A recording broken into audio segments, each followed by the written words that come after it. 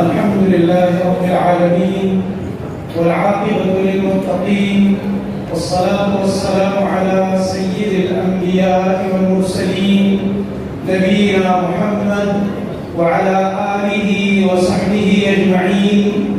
أما بعد فأعوذ بالله السميع العليم من الشيطان الرجيم من همزه ونفخه ونفثه.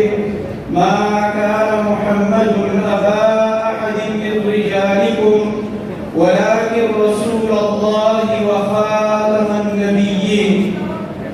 ډېر انتهایی مبارک محفل او ډېر یو عظیم الشان وعنوان سره دا کانفرنس منعقد دی.